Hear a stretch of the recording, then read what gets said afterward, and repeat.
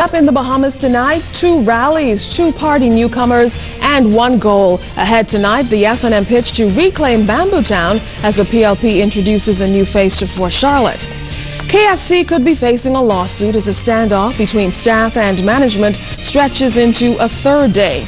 And the wife of murdered banker Stephen Sherman is arrested. All those stories and more straight ahead in the Bahamas tonight.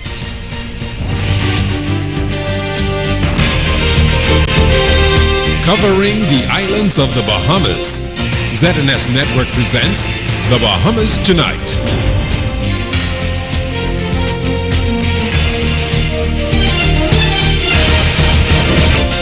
This portion of the news is brought to you by McDonald's. McDonald's, I'm loving it. Good evening and welcome to the Bahamas Tonight, the National Report. I'm Keishla Adderley. Thanks for joining us. Topping the news tonight, the Free National Movement is looking to reclaim territory in Bamboo Town as it forecasts a fresh term in office, which it says will bring the Bahamas up to 21st century standards. Last night, party leader Prime Minister Hubert Ingraham told residents what they can expect if the FNM is re-elected to office, including a health care plan for the terminally ill. Shanique Miller has more. We have to vote for Cassius starting Mr. Evening. Let those PLPs stay right there and we deliver. 5-year-old Cassidy Stewart, perhaps her father's most ardent supporter, intent on letting Bamboo Town know her father is the one that will get the job done. Cassius Stewart picked up the mantle, walking the audience through his work in Bamboo Town over the last several months, going door to door. Mr. Prime Minister, and this security firm has agreed with us to install alarm systems in every home in Bamboo Town, free of charge. We've noticed, sir, that in Gamble Heights the infrastructure is lacking. The area lacked proper lighting, proper street signs, and needed a touch of the road improvement program. We assured them that we will work with the Ministry of Works to make sure lay out this subdivision properly. I would like to report to you tonight that the Ministry of Works has sent us a draft proposal of naming all of the streets in the entire Gamble Heights area. Stewart says he and his team have also been busy driving home to supporters and those still on the fence that the party they've supported since the constituency's inception 30 years ago is still the party that will deliver for them. As Bamboo Town residents, what I realize is that they don't fool around when it comes to their party. They love the FNM. Bamboo Town is not about personalities, and I think Mr. McCartney got it confused. It's not about personalities, it's about party. And the FNM has done a lot in Bamboo Town and will continue to do a lot. Party leader Hubert Ingraham says it will be a continuation of transformation and economic empowerment for Bahamians the country over. First on the agenda, a Back to the Islands program. To provide additional incentives for those from New Providence who seek to return to the Family Islands to start businesses and create employment. Already the Family Island Development Act provides customs duty concessions for development taking place in our less developed islands, especially in the southern Bahamas. In our next term in office, we will extend those concessions and introduce new incentives, including microloans and other measures meant to spur investment in all our islands from Grand Bahama and Abaco to Anagua. Healthcare will also feature prominently on the FNM's agenda. Not only will they expand on what's been put in place in the past 5 years, Prime Minister Ingraham says his administration will introduce a universal catastrophic healthcare plan. During our next term in office, we'll introduce a universal catastrophic health insurance program. So when you get cancer and other debilitating diseases, you wouldn't have to worry about having to pay. We'll make everybody who is working pay, starting with myself and everybody else. No insurance company be able to say, I ain't gonna cover you because you're too fat, you got high blood, you got diabetes. Everybody be covered. I'm dead serious. And when we promise, we deliver. The Jumpstart and Self-Starters programs will also be expanded, a National Youth Corps program launched, and crime will be given even stricter attention. But Prime Minister Ingraham talked about a program that will give young people who may have lost their way a second chance of sorts. During our next term, we will launch an outward bound program especially designed to prevent young people from committing crime and redirecting those who may already have committed a crime. Prime Minister Ingram told the youth of Bamboo Town and the country if they stay crime-free and apply themselves, a free education awaits them through a scholarship program put in place by his administration. He promised if they do their part, his government will do its part to make their dreams come true. Shanique Miller, ZNS News. Several other speakers took to the stage last night, including a number of cabinet ministers like National Security Minister Tommy Turnquest. Mr. Turnquest said while the PLP talks tough on crime, their actions don't add up. They or their agents were fined and also made to pay the full duty. They went to customs courts, you know. They were guilty. But that's not the only case. Recently, they tried to bring in PLP paraphernalia again. Are you serious? Dead serious. Without properly declaring it with full invoices. And guess what? Customs impounded their goods. A 53-foot container. In fact, I believe the goods still impounded. And they want to talk about crime. Well, State Finance Minister Zhivago Lang also took to the stage. Mr. Lang talked about an issue that the F&M has been attacked on, its borrowing record.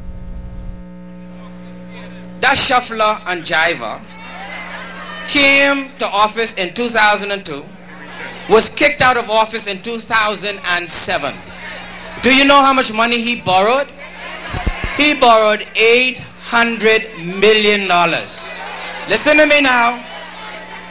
10 years, $700 million. 5 years, $800 million. I ask you, between 2002 and 2007, just find me where the $800 million was spent. Progressive Liberal Party leader Perry Christie is driving home the message that it's time for a change in administration. He spoke to constituents in Fort Charlotte last night, promoting one of the party's newest members, former NDP leader Andre Rollins, and criticizing an opponent who once represented that constituency. Our Altavi's Munnings was there. Now say, hope and help are on the way. Hope and help are on the way. The country is headed on the wrong track and wrong direction. That's the view of Progressive Liberal Party leader Perry Christie as he addressed hundreds of supporters at the opening of his party's Fort Charlotte constituency headquarters on Farrington Road Tuesday night. We don't want to get involved in foolishness, and we don't want to get involved in distractions. We refuse to go down into the dirty gutter with Hubert Ingram and the F&M. A 2012 election campaign primarily focusing on believing in Bahamians first and national issues will be the hallmark of the PLP. Top priority, if re-elected, are crime and unemployment. We have to put our people back to work. I got to say it over and over. We have to put our people back to work. We have to be frightened. We know that this government cannot be allowed to shrug its shoulders while young fathers are being gunned down right in front of their homes. And Mr. Christie didn't miss an opportunity to criticize the Free National Movement government, even their candidate for Fort Charlotte, Minister of State for Finance, Zhivago Lang. The F&M is in a time warp. They're stuck in the year 2007. They are running the same tired campaign all over again. But Bahamians have already seen that movie. We know how it ends. Zhivago Lang ran away from Marco City. He said, now I got to leave Marco City. I got to leave Grand Bahama. Now, but look where he's come. He found his way to Fort Charlotte. Thinking that you would not know about his failure as a minister and as a member of parliament for Marco City. But you have to let him know that you know. Even the PLP's deputy leader, Philip Brave Davis, attacked Prime Minister Ingram's record. He, Papa Clown, has mightily and significantly benefited from my lawyering skills. But yet, he spoke spinelessly about these same skills. What utter nonsense. that's coming from the lips of a prime minister. Mr. Christie reminded supporters here in Fort Charlotte that his governance has been proven and trusted, and that's the primary reason why the Progressive Liberal Party should be re-elected as the government of the Bahamas. Altavis Munnings, ZNS News. The Member of Parliament for Fort Charlotte, Alfred Sears, thanked constituents for supporting him during his 10-year tenure in that constituency. This as he passes the baton on to the PLP's candidate, Dr. Andre Rollins, who outlined his plans for the constituency if elected. I'm especially grateful to the residents of all political persuasion who bought into our program in Fort Charlotte and supported us consistently over these past 10 years. I ask you tonight, Fort Charlotte, to give Andre Rollins the same quality of support that you gave me. In Fort Charlotte, we will implement the Youth Empowerment Scholarship, or YES initiative, for academic and athletic excellence, a public-private partnership effort geared toward assisting students in receiving scholarships to local and international schools and colleges.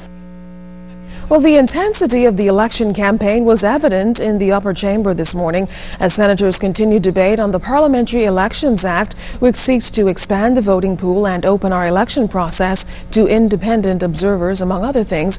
A photograph of a local diplomat spurred controversy. Our Janaea Noel Ferguson explains. A picture says 1,000 words. Senator Alison Maynard Gibson tabled a photo today of former Ambassador of China Elma Campbell, allegedly at a recent FNM campaign event. Senator Gibson had raised the issue of ambassadors campaigning, and today she said she came with proof. This here is a photo of the ambassador to the Bahamas, to China, Her Excellency Elma Campbell. It is from the FNM website, headed Southeast Constituency Office Opening. Clear evidence, Madam President, that ambassadors of the Bahamas are campaigning while on the public purse. On a point of order, Leader of Government Business Senator Dion Folks said there was no telling when the photo was taken, and it could not have been during this election season, as the podium's backdrop is not the one that is currently in use. We are not using that backdrop anymore. That's the backdrop that we're using, and the public would have seen it last night on TV, would have seen it all through the campaign, would have seen it in Grand Bahama. It's a blue backdrop that has proven and trusted on it. Senator John Delaney clarified the matter, stating that Ambassador Campbell resigned from that post effective January 31st before the event in question took place. One would not be surprised to see other diplomats, foreign diplomats, for example, at conventions in the Bahamas. But the point is this: it is well understood that the ambassador, the person who holds the post of ambassador itself, is a political appointee. And that's why it's customary in many instances for an ambassador to offer to resign upon the change of a government. President of the Senate, Lynn Holowesko, suspended a ruling on the matter and said that she will rule after further investigation. Janaea Noel Ferguson, ZNS News. As debate continued on the Parliamentary Elections Act, Senator John Delaney said the amendments are a clear commitment of the government thrust to deepen democracy. He added that it also proves that when it comes to elections, the Bahamas has nothing to hide. And we are so proud about the way we conduct our electoral affairs that we are confident enough to establish a framework to lay it bare before the entire world and say, come and take a look. Nothing to be conducted in the dark here.